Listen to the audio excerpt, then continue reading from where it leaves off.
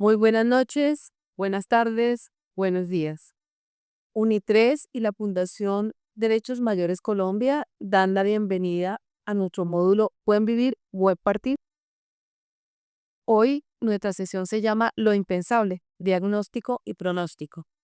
Todo dentro del marco del aula taller Salud Mental y Envejecimiento. Sean bienvenidos y bienvenidas. Cordial saludo a todos y todas. Hola Teresa, nuevamente en este espacio que nos llena de alegría, nuevamente interactuar con nuestra audiencia que tanto nos agrada.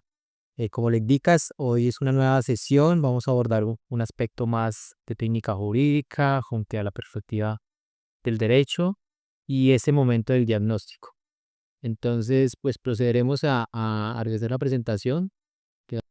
Vamos a llevar esta sesión, al igual que la anterior, con una área de reflexiones. Nos interesa muchísimo que ustedes vayan pensando en estos temas y nos puedan compartir sus inquietudes a través pues, de los medios o en la siguiente sesión que será el aula de retroalimentación.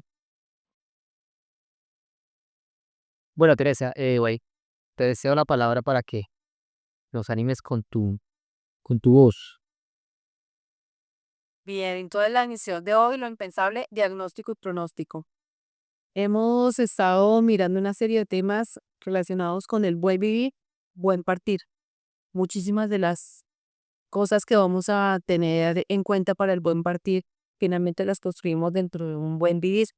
Entonces hoy queremos compartir con ustedes este contenido del módulo.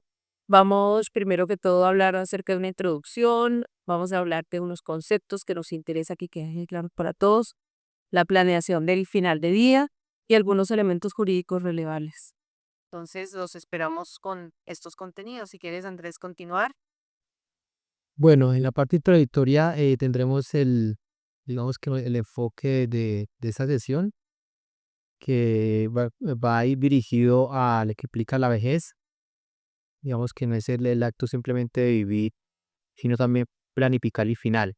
Entonces, acá nos enfocaremos mucho en ese primer momento donde buscamos reflexionar en todo nuestro entorno familiar, social y demás para apuntar este primer momento de un diagnóstico, como lo va a indicar y le va a caer acá de frente a los objetivos. Y también vamos a brindar unas herramientas jurídicas, emocionales, sociales, digamos que permitan abordar estas etapas para que ustedes también tengan como sus elementos, ¿no? Sus elementos jurídicos y psicológicos, como lo hemos indicado. Nuestra idea es brindar un grupo en multidisciplina para afrontar estas situaciones. Entonces, en nuestra primera etapa hablaremos del diagnóstico, entonces le cedo la palabra a Teresa. Gracias, Andrés. Pues dentro del marco de derechos humanos, de marco de dignidad de vida, para nosotros es muy importante tener algunos conceptos claros respecto al proceso de final de vida. Digamos, nos vamos a centrar es en esa etapa. El ciclo ideal de la vida, ya lo hemos dicho en la sesión anterior, es nacer, crecer, reproducir, envejecer y morir. Sin embargo, en ese proceso, pues son muchas las cosas que suceden y dentro de ellos cosas inesperadas son los diagnósticos. Muchísimas veces tenemos la sensación de tener algunos síntomas, algunas enfermedades y algunas cosas pasan en la vida muy sencillamente. Pero cuando viene el diagnóstico, tal como una identificación de una enfermedad terminal, una condición de salud grave o una enfermedad que progresivamente nos acompaña durante mucho tiempo, pero que va llevando a un mayor deterioro, entonces ahí empiezan los problemas, ahí empieza la sensación de que algo se quebró, de que pasaba partes de la vida antes de ese diagnóstico y que ahora después del diagnóstico todo se viene como en una cadena rápida. ¿Qué va a suceder? ¿Qué va a suceder conmigo, con mi familia, con mi proyecto, lo que quería hacer, lo que no hice? Empieza también todas las preguntas acerca de lo personal, los miedos y los temores sobre tratar este diagnóstico. ¿Qué nos queda con ese diagnóstico? ¿Qué nos puede limitar? ¿Hasta dónde puede llegar mi vida de una manera digna tras un diagnóstico de una enfermedad? otras la información acerca de que el deterioro ya es irreversible.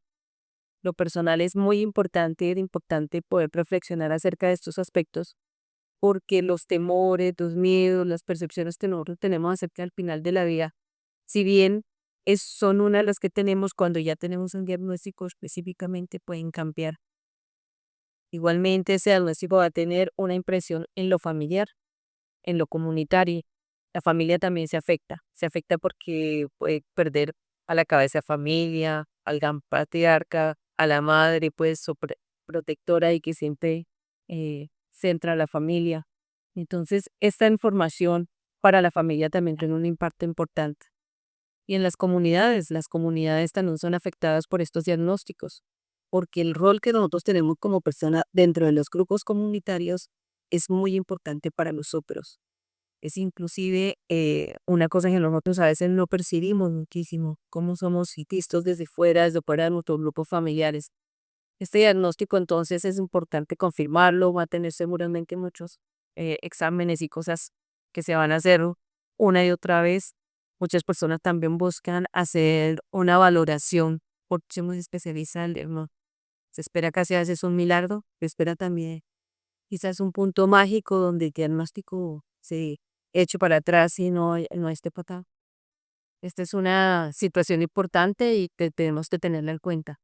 En lo ideal lo esperaríamos al final de vida, ya por muchos años, pero si no opta así, cuando de las cosas son más jóvenes, también puede ser muchísimo más y que tal de mucho menos esperado.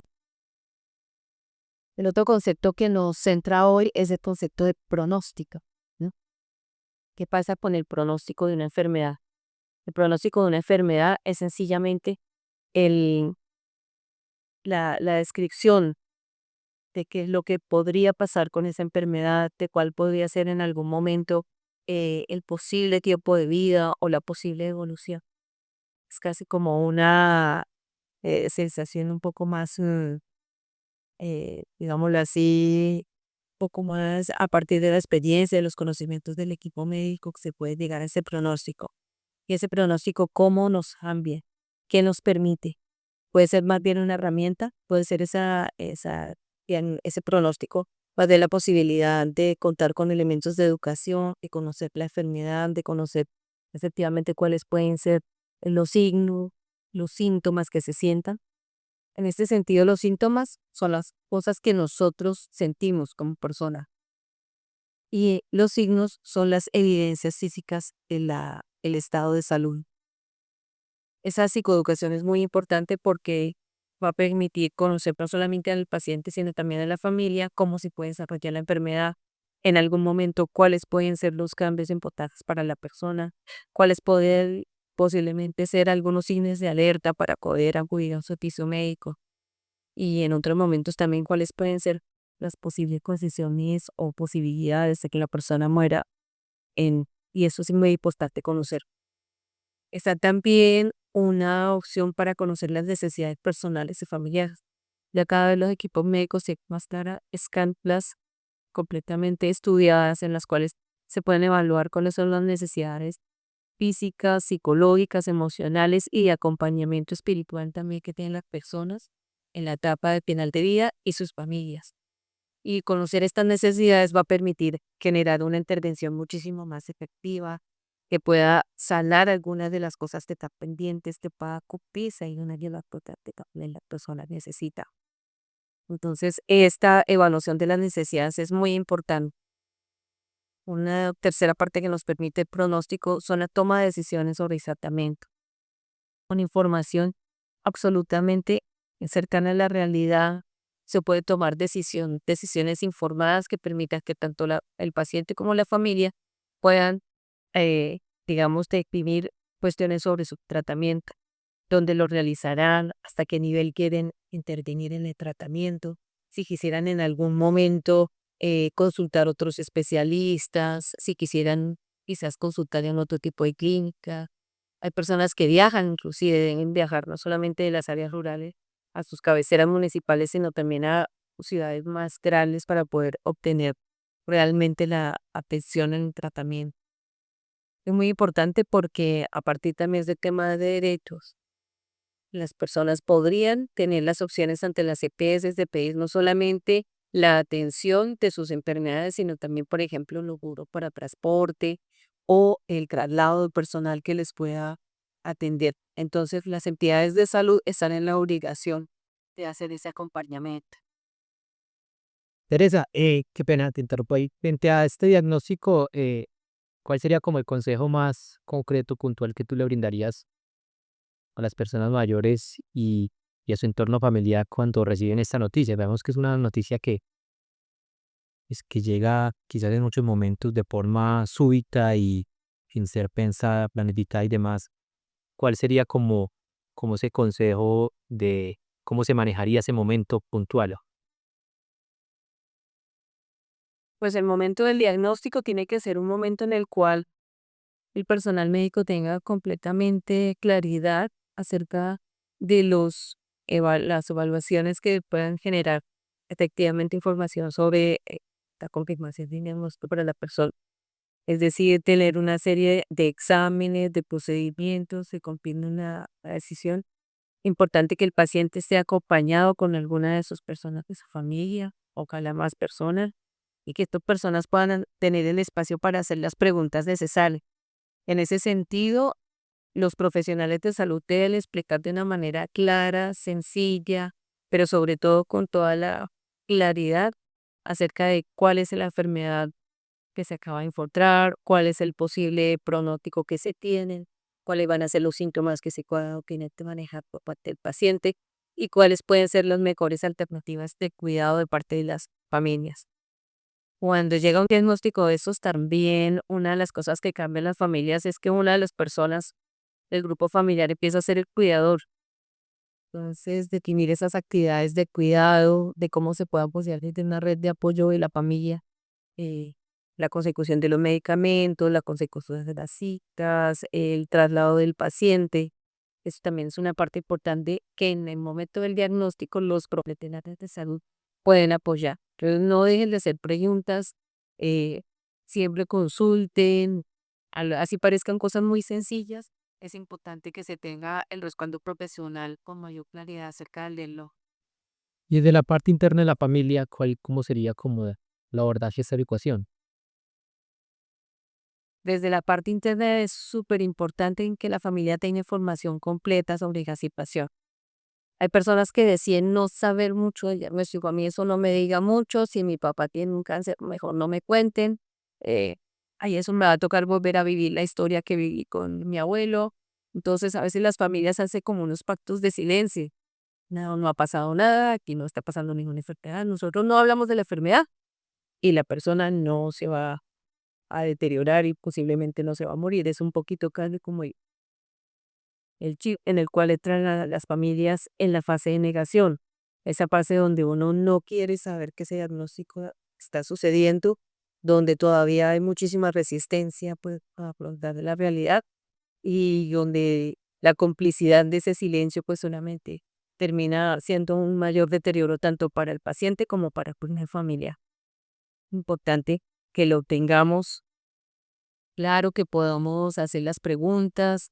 Quizás algunas personas pueden entender un poco más del lenguaje médico entre la familia que otros. Entonces, esa persona que tiene esa habilidad, pues chévere que acompañe al paciente, que pueda estar con él, que pueda hacer las preguntas que vienen en general todo un grupo familiar, que sea un vocero y pueda permitir entre el equipo médico y la familia tener información clara, abierta, completamente, digamos, al detalle y sobre todo al día de lo que va sucediendo. Otra de las cosas que sucede es que las personas que están lejos, que pronto no conviven con el paciente, eh, están todavía muchísimo más sorprendidas por una noticia como esta. O sea, muchas veces llegan a hacer algunos comentarios o a sugerir alguna serie de tratamientos o de dudas que quizás la familia ya a explorar. Estar muy pendiente pues entre todas las posibilidades de mejoras que por cosas de aguas mágicas, bebidas, soluciones, pesos, oraciones, bueno, y demás, pues sean consultadas con el paciente, pero sean también consultadas con el equipo médico en el cual el paciente confía porque esa es la garantía, digamos, de que las estrategias que se impulsen a partir de la familia pues sean de beneficio para la persona y no que vayan a generar mayores dificultades en los tratamientos. Perfecto.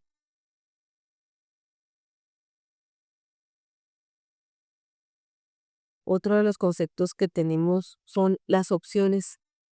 Es decir, cuando uno tiene un tratamiento, perdón, un diagnóstico, eh, ya en un proceso casi de final de vida, cuando uno ya dice, esta enfermedad es muy seria, es aquí ya, ¿lo otro puedo hacer?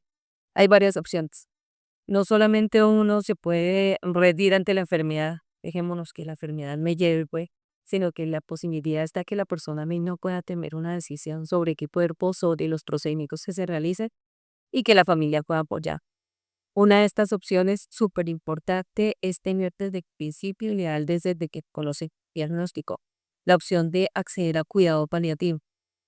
El cuidado paliativo es una intervención multidisciplinaria, es decir, son varias las profesiones que están allí atendiendo, la medicina, la terapia ocupacional, la terapia física, la psicología, los especialistas y los consejeros espirituales. Es un equipo que permite que la persona pueda tener mayor información, mayores posibilidades de manejar su enfermedad y que permanezca efectivamente muy atento a las necesidades no solamente del paciente, sino también a las necesidades de la familia.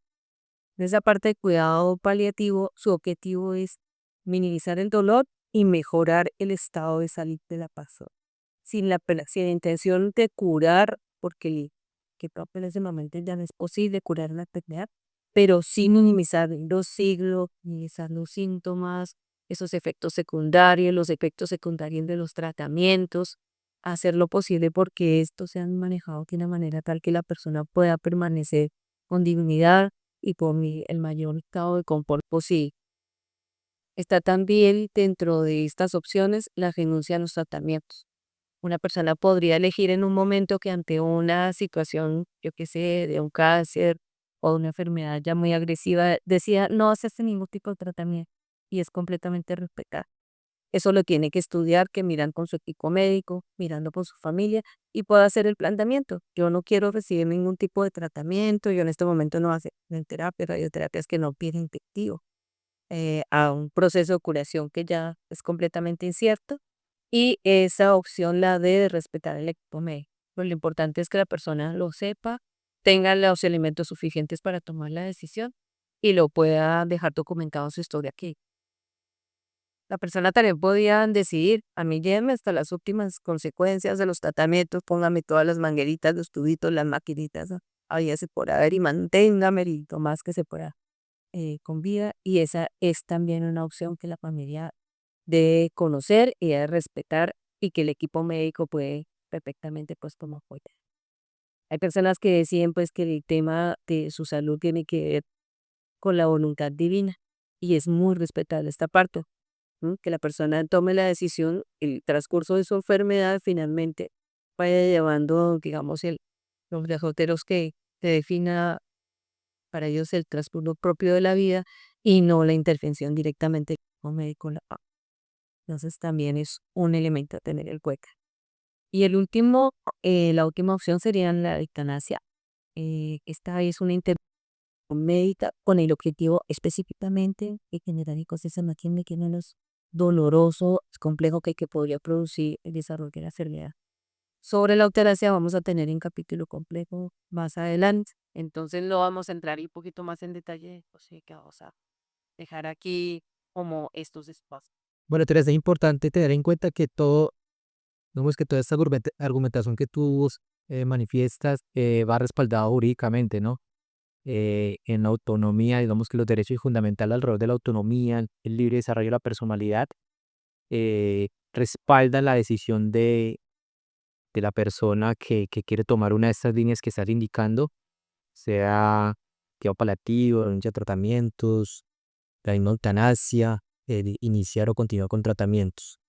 Eh, la jurisprudencia alrededor de la Corte Constitucional ha un respaldo a estas diferentes iniciativas donde la persona con derecho de autonomía y informada tiene que estar debidamente informada como lo has indicado, respalda estas iniciativas y no es una simple voluntad de que la persona quiere ya, sino que digamos que hay todo un desarrollo jurídico alrededor que fortalece esto y las entidades médicas como tal, los prestadores de servicio de salud, tienen que acatar esta decisión. Entonces es importante que las personas se sientan también, digamos, que con esa claridad, lo hagan con determinación, no es simplemente la decisión que quiera tomar el médico o si el médico mismo quiere inducirlo hacia otra decisión.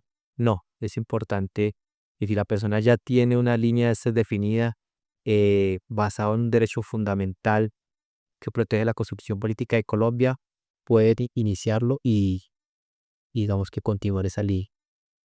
Quería como hacer esa claridad frente a esta exposición que estaba brindando.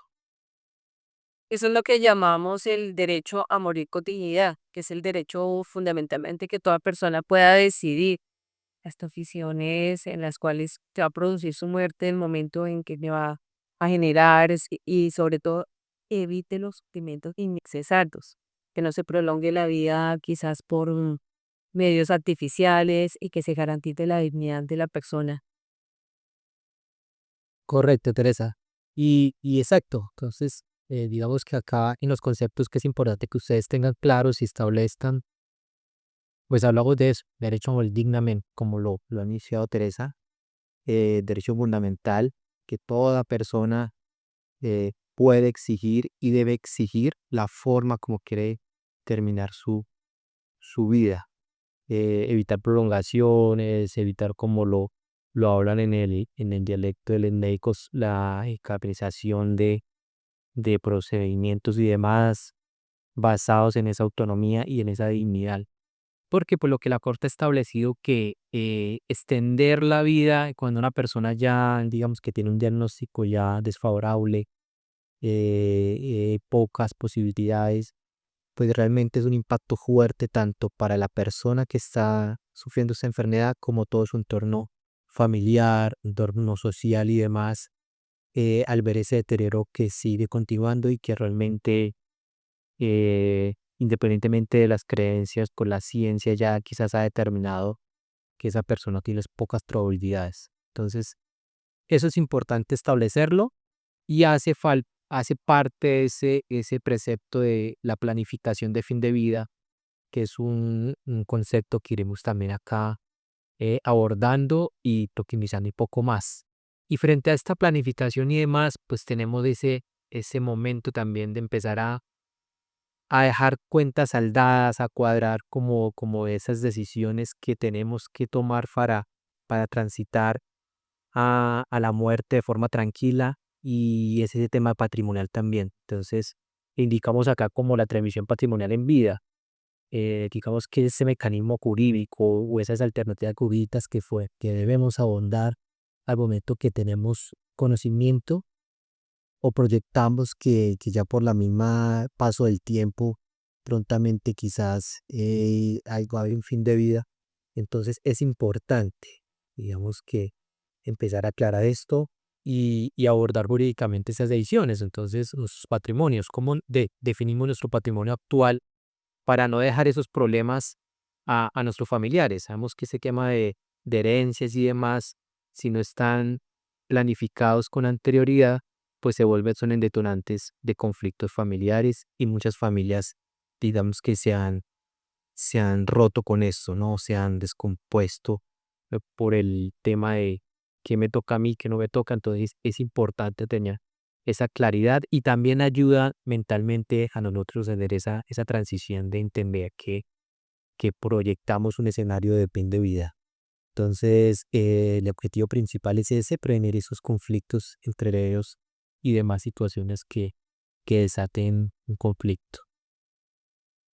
Como lo indicamos, acá está dentro del concepto de la planificación anticipada y final de vida. Entonces, es ese proceso mediante el cual la persona reflexiona, conversa con sus familiares, empieza a identificar. Creo que esa planificación inicialmente frente al tema jurídico es esa planificación cuentas, deudas, procedimientos que vos establecer. Entonces, brindaremos qué alternativas se pueden tomar para poder dejar esto cuadrado, esas decisiones mismas que vamos a empezar a indicar, a empezar a socializar en ese momento con la familia para poder dar la transición, que todos empiecen a ser parte de esta planificación activa de vida. No sé si Teresa, frente a esta planificación, tenga de pronto un aspecto desde la visión psicológica para abordar. Sí, en este sentido es parte también como de iniciar un proceso de duelo anticipatorio acerca de la situación de salud que tiene la persona. Sí, mira, una cosa es desde el punto de vista del paciente, quien está sufriendo la enfermedad, pero también desde quien tiene todas esas cosas perdidas, las que hablaba Andrés, que quiere resolver, versus la familia que piensa ver que su ser querido está a punto de partir, que quiere quizás dejar algunas cosas que lo podrían permitir mayor tranquilidad o mayor bienestar en el momento. Sí. Eh, También se generan muchísimas inquietudes sobre el qué hacer, es cómo reaccionar ante las decisiones. No, papá, eso es para después, eso, mamá, no se ponga a pensar en eso de herencias, que eso lo hablamos en otro día, y empezar un poco a hacer como la negación de este espacio que me ocupa justo con la persona que siente ya que su final de vida está próximo, que quiere dejar cosas resueltas, lo que le genera seguramente muchísima angustia no poder hablar de temas. Entonces, esa, ese primer también que puede ser la posibilidad de la muerte de ese ser querido, no solamente nos va a abrir pues como todo ese manojo de sentimientos, sino también como poder abrir la posibilidad de conversar, de poder escucharle sus necesidades, eh, escucharle sus inquietudes, de poder responderle a las preguntas. También quizás de hacerle preguntas, no es que llamamos a que no, es nunca. Hay personas que, por ejemplo, han tenido otros hijos fuera del matrimonio, no han podido contar acerca de esa historia, quisieran contar de esta. Hay personas que quizás rompieron relaciones familiares con sus hermanos, con sus padres, con otros hijos. Entonces, también importante como poder en ese momento abrir la opción que pediste para que la persona pueda, dentro de la planificación de su final de vida, también poder tener un espacio de hacer eso en cuenta. Bueno, importante en este espacio, Teresa, yo creo que eso es lo que tú indicas, ¿no? Es un momento como de ser muy sinceros en todos esos aspectos que quizás se guardaron en el transcurso de la vida, lo que indicas de quizás hijos eh, con otras personas, con otra persona, eh, conflictos que no se han saldado también, familiares que de pronto están alejados por conflictos en su momento y yo creo que esa planificación recoge todo esto, ¿no? Tanto esos temas por saldar, las proyecciones a futuro. Importante mismo que la familia sepa ese tratamiento médico que quiere tomar la persona o hasta dónde quiere llegar la persona si en situaciones adversas quizás se indica ya que no hay mayor opción y ella toma ya la decisión de que solamente llegar a cierto punto. Yo creo que es importante que la familia lo sepa, ¿no? Porque pues a veces en esos escenarios sabemos que la familia misma es la que genera más oposición al momento de llegar a ese fin de vida o a esa muerte por diferentes aspectos también de temores, de conflictos internos, de cosas que quizás no hice. Entonces yo creo que es un espacio bien interesante que cada uno lo debemos pensárnoslos para identificar cómo sería ese escenario, ¿no? Porque pues son escenarios que van a llegar, o sea, eso es algo irremediable pero lo veo, tiene muchas matices, muchos aspectos que abordar, ¿no? Sí, efectivamente, no es solamente el tema médico, sino también el tema social, inclusive el tema cultural, ¿no? A veces no se tiene puesta, por ejemplo, que una persona tiene una percepción particular, digamos, dentro de su grupo familiar frente a las creencias, frente a los ritos que quisiera tener en el momento original de vida, ya dados frente a las mascotas. Todo por acá. me he sido partícipe del espacio. Somos petróleo también. Sí, Vivian, está Tsunami reclamando su espacio, está grabando. Mm. Y igualmente buscar, Katy, como la posibilidad de que la persona quisiera dentro de su grupo punquiral, de su comunidad. Y estamos muchísimas veces muy centrados en el tema pues de las ciudades, como buenos hábitos de despedida en las ciudades, pero digamos en los diferentes.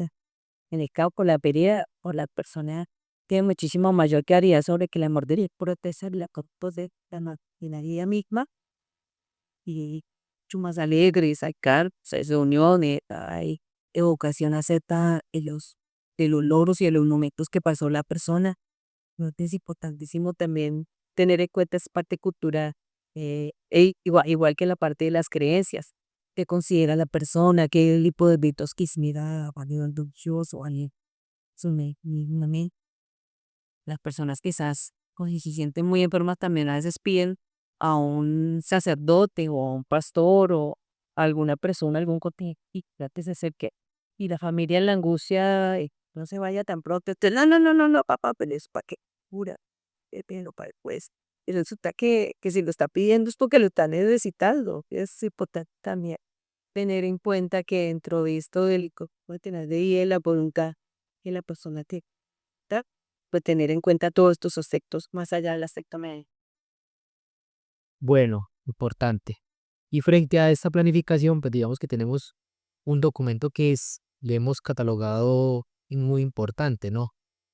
Porque da claridad y evita también esos conflictos que van a surgir alrededor de la familia para tomar decisiones frente a su familiar que en ese momento está en una fase terminal, está ya quizás en ese periodo de fin de vida, y es el documento de la voluntad anticipada, que este documento, lo ideal es poderlo tener ya estructurado y diligenciado antes de llegar hasta a este momento de no tener la capacidad de decisión, ya poder, digamos que haber tomado con claridad todos sus elementos frente a su fin de vida, tanto qué tratamientos quiere que le hagan, tanto qué tratamientos no quiere que le hagan, eh, frente a hasta dónde quiero llegar en esta etapa, ¿no? Entonces, ya más adelante puntualizaremos, digamos, cómo se vigencia este documento, eh, qué momento quizás es oportuno o qué es oportuno en el momento que tengamos las capacidades. Jurídicamente lo que se exige es eso, que la persona tenga la manifestación libre y consciente de lo que está decidiendo para el fin de su vida, en cualmente es lo que la Corte ha indicado y lo que se ha respaldado frente a este documento. Frente a eso, Teresa, de pronto, ¿qué te nos acompañaría?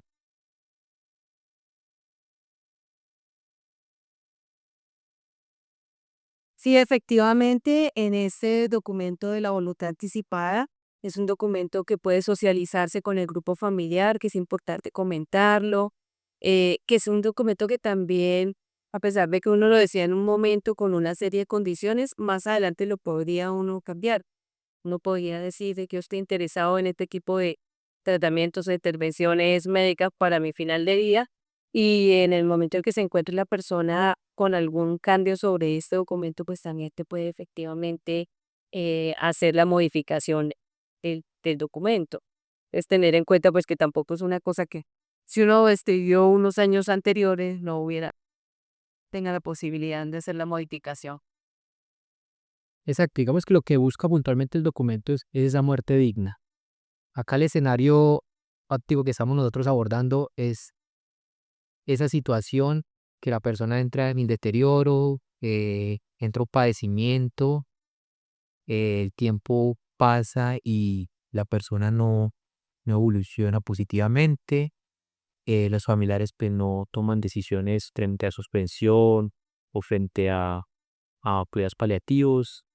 Entonces, ahí se indica claramente, o sea, nosotros en este momento que tenemos conciencia, nos documentamos y nos informamos, es importante informarse con el médico tratante o con su EPS frente a este escenario y se brinda este acompañamiento, esta asesoría para que la persona determine cómo quiere terminar su vida.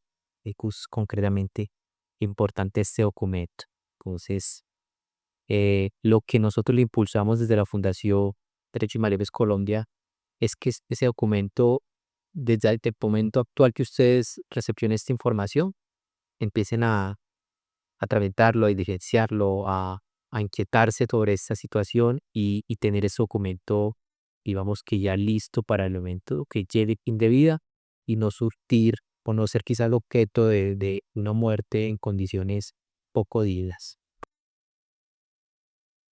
A su aspecto de este documento, ese documento, ¿cómo se puede hacer válido? Es decir, yo lo hago y ¿qué hago con ese documento? Lo dejo en la mesita de noche, ¿quién lo busca? ¿Cómo lo puedo hacer efectivo? Bueno, tenemos varios caminos digamos que para adoptar, momento en que esté el documento ya evidenciado. Uno es buscar que se anexe a la historia médica.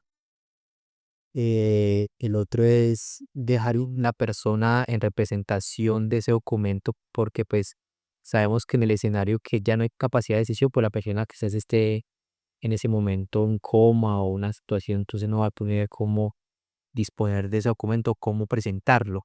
Entonces se recomienda ante uno de los testigos, porque una de las formas de diligenciarlos con testigos, que esa persona guarde ese documento y el momento de necesitarse ya lo presente frente a la situación, frente a los familiares, aunque pues si se hace de esta forma como lo estamos indicando, ya los familiares tendrían este conocimiento del documento y ellos mismos también pueden ser una especie de guardián de esta voluntad anticipada y lo que se indica, lo que indica la norma es que se presente en su momento, ¿no? Para darle facilidad a los médicos tratantes y tomar decisiones, mi parte. Más adelante vamos a puntualizar un poco más sobre los caminos que hay, los tres escenarios que le pueden presentar y cómo se pueden presentar para desarrollar este documento como tal. En el caso, por ejemplo, de familias muy grandes, cuando uno sabe que de pronto que por ejemplo, por decir algo, alguien con muchos hijos, que hay unos que no están de acuerdo con la decisión que se está tomando, bien sea sobre interrumpir tratamientos, sobre solicitar, por ejemplo, digamos, una eutanasia o este tipo de cosas, habría entonces, tendría como mejor respaldo presentarlo ante una notaría o una cosa así, o solamente con los testigos sería suficiente y anexarlo en la historia médica. Pues sería suficiente, digamos, con los testigos, pero muchas veces por seguridad jurídica, como lo indicamos nosotros, para darle más fortaleza, que quizás no haya oposición de parte de otras personas que estén contrarias a esta decisión, pues digamos que la fe pública que presta el notario pues le da una fortaleza al documento, ¿no? Porque si se hace con notaría, que es uno de los caminos, pues él va a ser, digamos que va a dar fe de que la persona asistió, igual toca asistir con testigos y demás, que asistió en sus condiciones, dentro de sus cinco sentidos, su formado y demás. Y esa presunción de buena fe respaldada por el notario, pues le va a dar, digamos, un respaldo. No, digamos que no es obligación, no es exigencia ante la ley. O sea, si el documento no se hace con notaría, tiene igual la misma validez. Pero digamos que en escenarios que quizá podamos proyectar nosotros también desde el conocimiento de nuestra familia o nuestra situación, que quizás vayan a surgir oposiciones fuertes, entonces con notaría toma una relevancia, digamos que mayor, ¿no? Entonces, pues ya sería como la particularidad también del caso cuando se va a desarrollar, porque eso se le da escritura pública y demás, pues ya uno analizaría la situación, ¿no? Si uno ve que las familias, por la familia de que lo hace parte, quizás está muy en contra de estas decisiones, porque pues digamos que en un escenario fáctico se tomó la decisión de que se quiere una eutanasia. Y la persona por sus diferentes creencias, rituales y demás, quizás genera una oposición fuerte, pues también ahí digamos que es importante tener esa claridad. Pero esto, y tú la planificación, ¿no? Agregaría que en el momento, por ejemplo, que una persona tenga este documento, es importante también hacerlo conocer con la entidad médica, ¿no?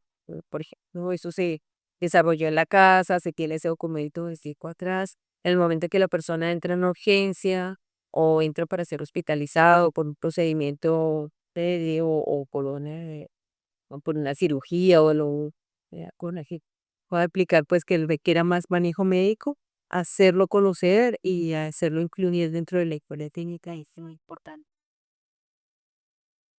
Correcto, sí, lo de exacto, la publicidad le da el punto es importante porque es lo que va a permitir o va a avalar en ese momento a los médicos también para tomar decisiones y evitar quizás mala situación en ese momento, ¿no?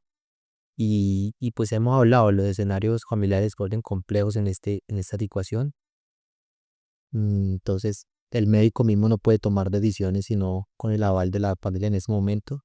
Entonces, por eso es un documento que me toma tanta importancia y la publicidad que se le dé es llevarlo a su médico tratante, tenerlo ahí anexo a la historia médica, tener la copia de la persona o el documento original de la persona que lo esté guardando para poderlo eh, exponer en ese momento. Entonces, dentro de esa planeación, como hemos indicado, pues está todo eso, ese, cómo proyectamos ese fin de vida por los caminos que se han hablado dentro de los tanto tratamientos, frente a los médicos, frente a las decisiones jurídicas que se quieren empezar a desarrollar en ese momento, esa distribución de bienes y demás, de ese patrimonio, abordar esos aspectos emocionales que hay en el momento de ser conocedores ya quizás también del diagnóstico en su momento o antes de él, porque pues también se ven diferentes escenarios, ¿no? Entonces, simplemente son herramientas que deben de empezar a diseñarse y a planificarse dentro de este proceso familiar y pues hacemos digamos que o indicaríamos más bien que el camino es abordarlo en familia para que la familia misma también conozca plenamente el pensamiento de la persona que está siendo en este momento afectada por una enfermedad o antes de la enfermedad ya se sepa que ella tiene esa voluntad al momento de estar en un escenario de estos. Este documento es un documento que uno hace como con los textos que uno tiene en la cabeza o hay un modelo en algún, o como deben hacer uno el documento. El Ministerio de Salud tiene establecido unos modelos donde pues da claridad de cómo se llena, que de pronto qué información es importante que contenga el documento, y tiene una ritualidad del documento mismo, unos parámetros para dar claridad y para que sea idóneo en el momento de toma de decisiones entre el personal médico, porque pues hay que abordar puntualmente la generalidad de muchos tratamientos médicos, de que quizás que no quiero, porque pues no sé, procedimientos invasivos o procedimientos que quizás no se proyectan a un resultado positivo, pero sí hay unos parámetros para llenar, no es simplemente decir, en esta situación quiero que me hagan esto y punto. No, toca ser un poco más concreto y brindar una información más ajustada al escenario que se pueda vivir, ¿no? Entonces, y por decir, no nos indica esta presentación en este momento frente a la importancia, porque es importante, ¿no? Tanto a este documento y tanto a la planificación de vida, que es evitar eso, esas decisiones médicas no deseadas, ¿no? Respetar la autonomía del adulto, porque eso es un derecho que toma mucha relevancia porque pues al final es cómo queremos o la decisión que tomamos frente a nuestro cuerpo. Y es importante también tener claro que frente a tratamientos y demás, y hay un ítem también que aborda esta voluntad anticipada y esta planeación, que es el tema de donación de órganos. Eso también es un punto que ha tomado mucha relevancia porque han habido unas discusiones jurídicas frente a eso cuando se presume que hay una presunción de donación cuando no hemos manifestado que no queremos donar. Entonces, Actualmente eso está ahí en debate, pero es importante también dejar plasmado eso. Si queremos que nuestros órganos o nuestro tejido sea donado para trasplantes y demás, o para la academia o para la ciencia, porque hay que investigar. Eso es importante. O de entrada, quizás determinar que no queremos que dispongan de nuestro cuerpo. Pero eso también, digamos que es uno de los puntos que es bueno indicar dentro de sus documentos de voluntad anticipada. Entonces, frente a la pregunta que hace Teresa, sí hay los parámetros y hay una información importante ahí, porque eso permite optimizar también la toma de decisiones en su momento que da al personal médico, ¿no? Y importantísimo que es cómo se reducen los conflictos familiares, porque pues ya está, frente a esta planeación de vida ya se ha determinado esos temas, como indicamos, patrimoniales y demás, de decisiones frente a tratamientos. Eso, eso, digamos, que es una forma de resolución de conflictos, ¿no? Entonces, facilita la aceptación de prioridades de morir también, como que parte del ciclo de vida, optimiza la asignación de recursos médicos, lo que indicábamos, y frente ya a temas psicológicos, pues, o sea, Teresa nos pone esos aspectos, ¿no? Casi que en ese proceso de final de vida nos podría hacer unas preguntas claves. Tenemos por ahí una imagen también en nuestra presentación, no sé si me ayudas. Unas preguntas clave que pueden guiar esa planificación. Y sí, una siguiente, por favor, esa. Entonces, se puede hacer unas reflexiones previamente, ¿no? ¿Cómo quiero ser cuidado si yo no puedo decir? Porque esa es una cosa que a veces no tenemos en cuenta, no ser consciente, uno tiene la capacidad de hablar, de expresar verbalmente y claramente acerca de qué es lo que quiere, porque uno puede tomar las decisiones, todo virtualismo, pero el momento en que yo no pueda estar consciente, o que no lo pueda expresar de manera adecuada, es muy importante poder tener este documento. Entonces, ¿cómo quisiera ser cuidadoso? Una de las reflexiones. Entonces, piénselo, por favor, allá. Piénselo durante esta semana. ¿Qué quisiera? ¿Cómo quisiera ser cuidado? ¿Dónde quisiera ser cuidado? ¿Hasta qué punto quisiera tener cierto cuidado? Teniendo en cuenta eso sí, pues que el tema de cuidado paliativo, de manejo de dolor, de manejo de sintomatología, es una cosa completamente independiente. La persona se merece tener ese cuidado y eso no va a impedir pues el de tejido normal hace el proceso de muerte, pero sí va a mejorar muchísimo más la experiencia, pues, y retirar la sintomatología, aunque pudiera ser todavía mucho más molesta. Otra de las preguntas es, ¿en quién confío para tomar decisiones por mí? Que puede que de pronto dentro de la voluntad, si para no queden todos los elementos que se puedan requerir en algún momento, entonces, ¿en quién confío? ¿Quién piensa como con el mismo chip que yo pienso para que pueda tomar las decisiones en ese momento?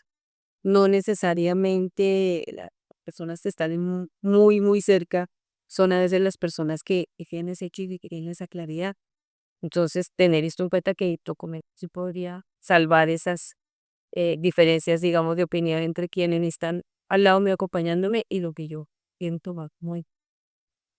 El tema efectivamente de los órganos que hablaba ya Simón Andrés, pero también podría uno allí incluir qué rituales quiero para mi despedida, si quiero o no quiero ser cremada, si quiero o no quiero ser dejado en un parque cementerio o pues en un jardín o dado las divisas al mar, bueno, cada uno ya tiene como una perspectiva y cada vez estas eh, voluntades son mucho más diversas y la familia respetan mucho más. Y habría una pregunta también, eh, que es un poco lo que no es ni de los psicólogos ni es de lo legal, pero sí es como más de eso que, ¿cuál es el legado que yo quiero dejar? ¿Cómo quiero ser recordado? ¿Cuál sería la imagen que quisiera que quedara de mí en mi grupo familiar, en mi entorno? Entonces esas preguntas en este momento puedo permitir también guiar algunas acciones. No sé si tú quieras agregar algo más en ese sentido. Sí, Teresa, acá, observando las preguntas, me interesó mucho y quizás yo creo que es una que puede motivar las decisiones finales, ¿no? ¿Qué quiero que mi familia recuerde de mí? Yo creo que, o al menos uno se pone en esta posición y indicaría que uno no quiere que el recuerdo de la familia sea verlo a uno postrado, deteriorado en una cama.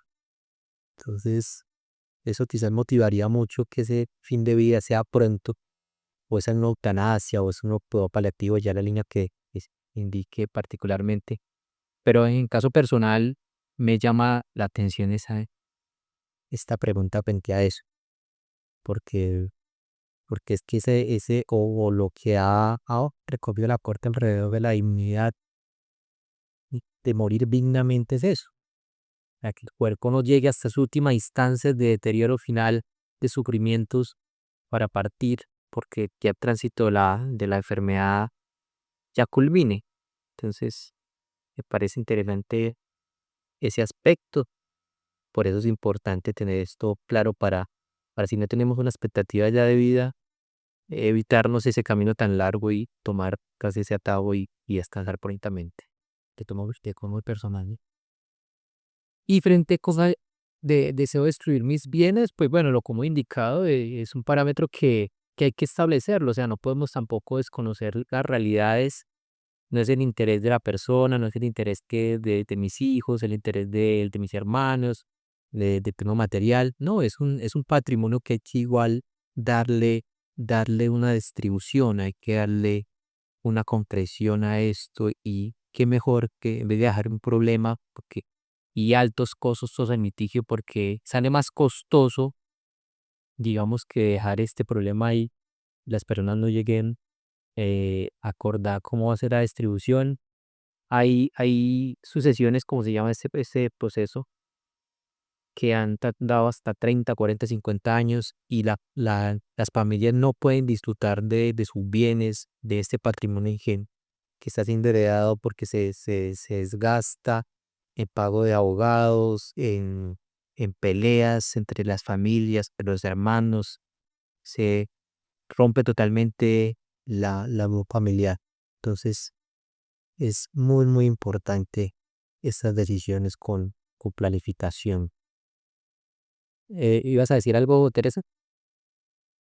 Mm, sí, sí, sí, tenía como una idea ahí y es que en algunos casos las personas consideran que el tema del dolor es como la posibilidad de expiar sus sentimientos, sus pecados, de poder tener de pronto como un más allá, un poco más merecido.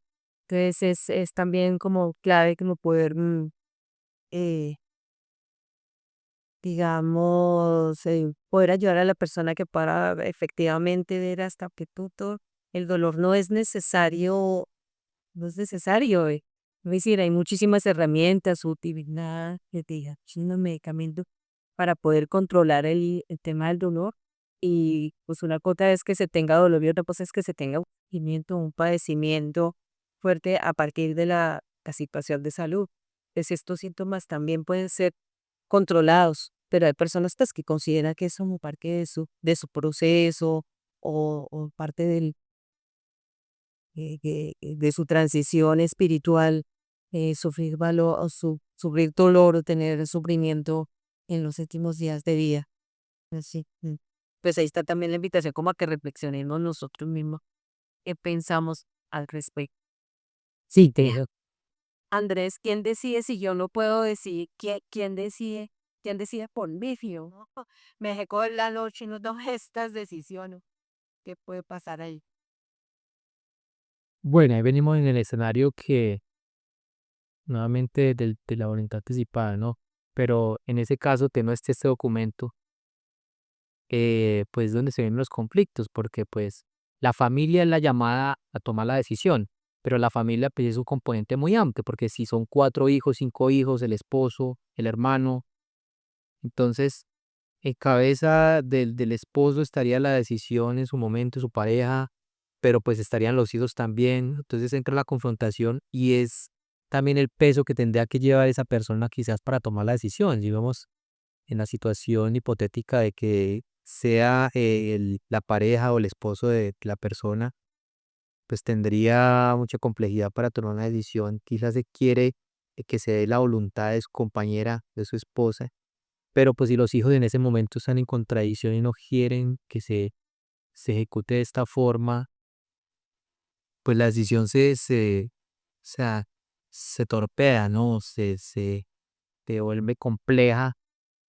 y al final el que va a tener la afectación va a ser el paciente, va a ser la persona que está sufriendo ahí postrado en una cama porque pues en este conflicto pasará tiempo y en esta disputa de quién tiene la razón o hacia dónde se va la decisión, pues quizás llegue ese fin de vida, pero por el camino largo, el camino del deterioro, como de cuando no se ha querido, como, o lo que busca la legislación alrededor de estas herramientas y demás, y estas opciones, y como lo ha visto la Corte Constitucional, es una muerte digna. Y la dignidad viene desde el evitar ese sufrimiento, o sea, no hay necesidad de llegar a la etapa de sufrimiento y tanto el padecimiento del paciente como el sufrimiento de la familia, puntualmente a eso. Entonces queríamos, digamos que para ya dejar concreto el tema del documento de voluntad anticipada, y dar una información un poco más puntual frente a cómo se formaliza y las tres formas de hacer. Entonces tenemos el camino ante la rotaría, como le estábamos hablando anteriormente con Teresa, que igual es un documento que se establece en una notaría pública con los respectivos testigos. La idea es tener dos testigos que acompañen este acto, que los testigos no sean invalidados. O sea, esa invalidez puede ser alrededor de que no haya ningún interés alrededor del testigo, que no sea su hijo porque va a ser el que va a heredar, que no sea su pareja porque también es la que va a heredar, entonces ya hay un vínculo ahí, que no hayan vínculos económicos alrededor, laborales, porque pues eso ya digamos que genera unos vicios de forma o de fondo frente a este documento mismo. Si se percibe un interés, pues se puede poner en duda que la persona esté totalmente digamos que manifestando su voluntad y quizás haya otras cosas de por medio. Entonces lo ideal sería que sean amigos eh, pues, cercanos o que sean al menos del ámbito, su círculo cercano, para darle pues como validez a sus testigos y ellos van a estar ahí, van a manifestar pues que hacen parte de ese procedimiento y de que la persona va totalmente consciente de lo que se está decidiendo y esto se le da escritura pública. Por eso ya pues puntualmente entre notaría y notaría estar ahí. En caso que la persona no pueda desplazar a la notaría, pues el notario también se puede desplazar a la residencia de la persona y también se desarrolla con los testigos que se ha indicado para protocolizar esto a la escritura pública y se ajuste a la normativa en temas notariales, ¿no? El otro camino es el de médico tratante. Entonces, este documento, digamos, con la asesoría del médico, sea el médico que esté llevando su proceso de enfermedad como tal, se acerca y le invita también que quiere desarrollar este documento y que se anexe a su historia médica como tal. Hay falencias, ¿no? Hay falencias frente a eso porque, como lo hemos hablado en otros espacios, y es por eso que ha tenido Teresa, pero no, a veces ese documento mismo no queda ahí tan claro, quizás no se refunde dentro de los demás documentos y hay que tener igual la certeza de estar exigiendo que hay un documento ya firmado en ese momento. Y el otro camino ya es el que totalmente lleva a otra persona con dos testigos. También puede ser un documento escrito y firmado al final y aportando los dos testigos con los parámetros que indicará la norma y el documento como tal. Bueno, indico si hay que llenar unos requisitos ahí. eh, la persona que esté interesada, pues nosotros le podemos brindar como los formatos alrededor de esto y indicar y identificar las personas, los testigos, direcciones y demás, y se firma al final de todo el cuerpo del documento.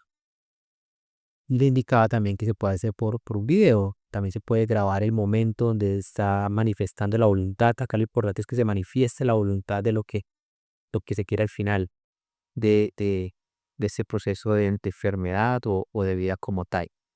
Entonces, si se va a hacer mediante video, pues tiene que quedar registrados los testigos, todo el acto el protocolo como tal de que se está manifestando, de que se quiere que se desarrolle y la particularidad del documento igual.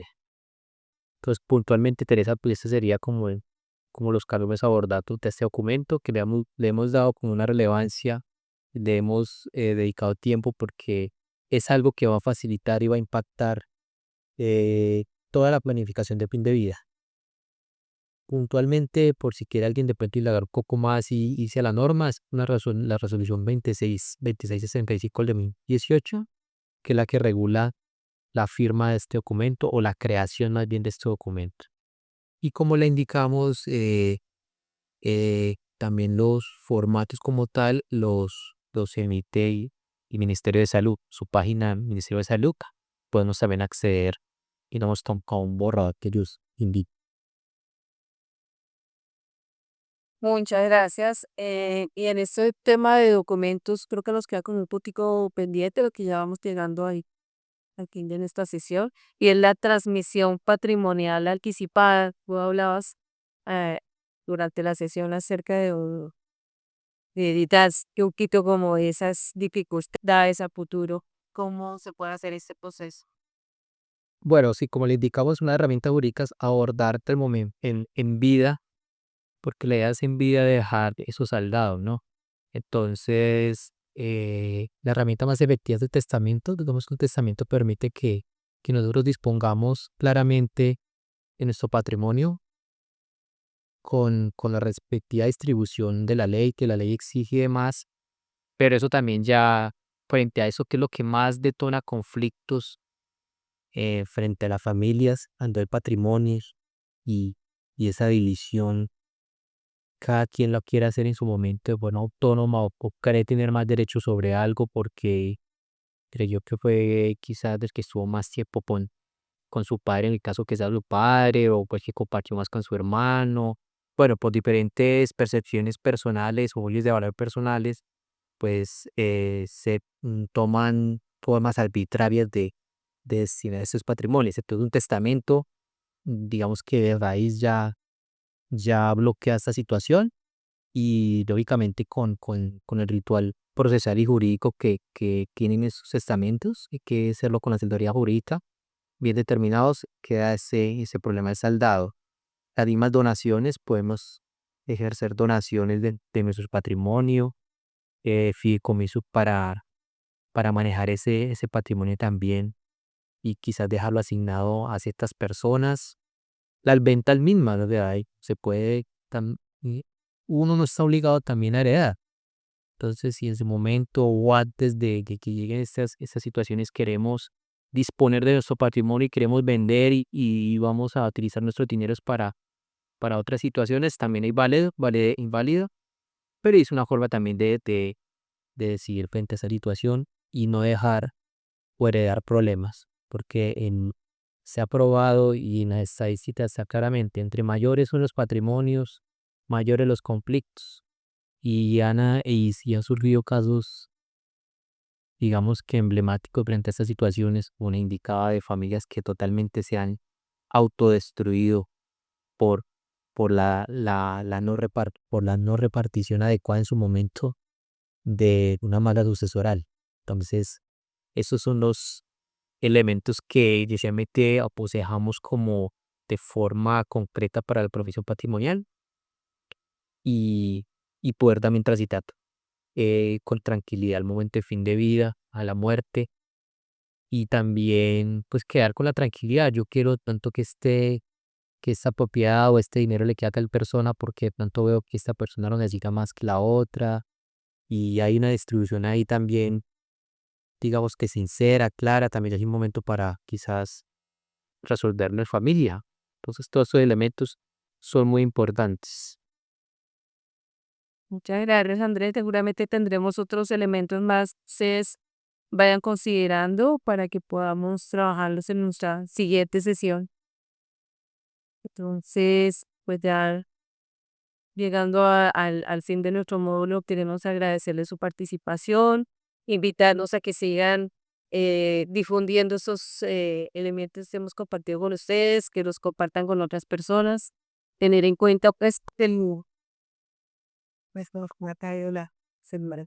Tener en cuenta que Hoy trabajamos elementos como el diagnóstico, el aprontamiento del diagnóstico, las decisiones que tenemos sobre nuestro plan de fin de vida, el documento de voluntades anticipadas y todas estas herramientas jurídicas que nos ha compartido hoy Andrés, nuestro abogado de la Fundación Derechos Mayores Colombia. Queremos también agradecerles a UNI3 este espacio y plantearles estas preguntas como posibilidad de reflexión para nuestro siguiente encuentro. ¿Qué efecto crees que pueda tener la planificación de fin de vida? ¿Es necesaria la voluntad anticipada? ¿Crees que la voluntad anticipada puede ayudar a tener un fin de vida más tranquilo?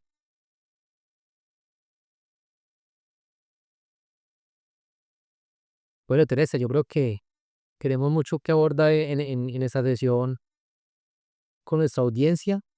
Dejamos ahí unos elementos interesantes para debatir. El tiempo es corto y quisiéramos de pronto profundizar más en muchos aspectos, pero pues esto es una generalidad, como lo hemos indicado, para que las personas se apropien de sus derechos, conozcan sus derechos. Muchos no los conocen, no los conocían, los repliquen, los multipliquen y se coloquen en estas condiciones. Digamos que o empecemos como a analizar cuando estemos en este momento de vida. Quizás hoy no lo estamos, pero puede surgir de un momento a otro, ¿no? El tema de la salud es algo súbito y interesante que para la sesión se piensen en estas preguntas, generemos debate, generemos dudas y entre todos pues logremos tejer esos espacios y seguir pues como construyendo conocimiento para, para todos, ¿no? Para que todos tomen decisiones de la forma más adecuada.